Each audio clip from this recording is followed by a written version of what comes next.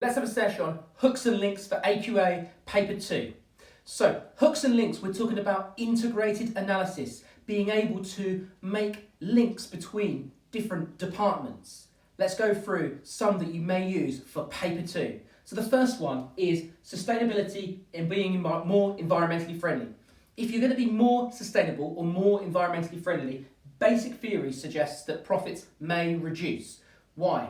Because your short-term costs may increase, because to be more environmentally friendly you may have to buy some capital, some machines that are green, and if you do that, that increases your costs, so you may have to maintain your profit margin, increase your prices. If you do that, it will reduce your sales. Or it might be that you're going to use more sustainable raw materials. More sustainable raw materials may be more expensive. More expensive means you may have to increase your price, which is going to reduce your sales and may reduce your profits. The second is, if you are more ethical, it may lead to a reduction in your profits, because it might be that your ops department is no longer exploiting farmers in developing countries, for example, or your HR department is no longer using zero-hour contracts. This would lead to an increase in costs. An increase in costs means a reduction in profits.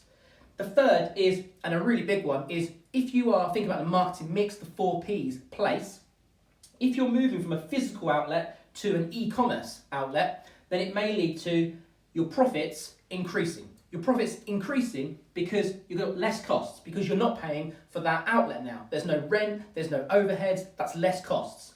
And also, you may have higher revenue because your reach is higher, because you're no longer selling. When it was a physical department, you were just selling to your locality. If it's e-commerce, you're selling to the whole nation or internationally.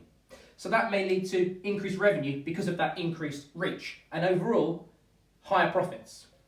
If you're selling one product, then moving from a physical to an e-commerce outlet might mean that you reduce your break-even output point, because your revenues curve has shifted up and your cost curve has shifted down.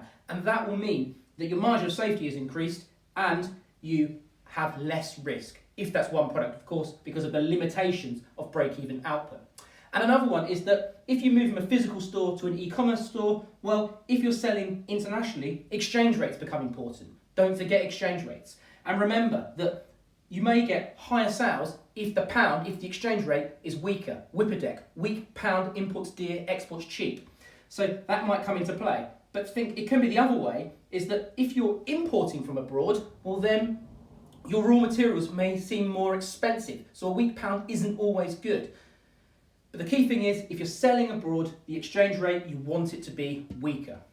The next is that company structures. If you move to being a limited company, well then your sources of finance, you've got more available to you, because you can use, for example, now new share issues if you've become a limited company. And the last one is interest rates. So interest rates plugs into sources of finance, and that if you have lower interest rates, you're more likely to take on debt because it's cheaper to rent money.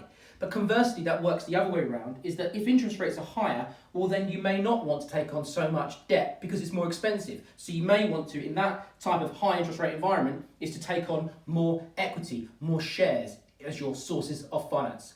I hope that helps with hooks and links for paper 2, and I'll see you at the next video.